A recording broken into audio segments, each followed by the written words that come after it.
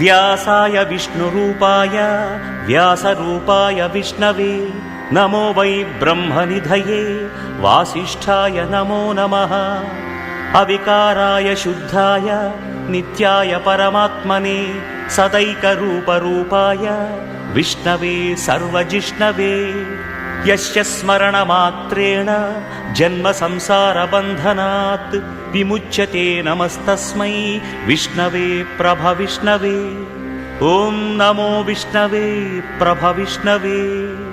श्रीवैशम्पायन उवाच श्रुत्वा धर्मानशेषेण पावनानि च सर्वशः युधिष्ठिरः शान्तनवं पुनरेव अभ्यभाषत।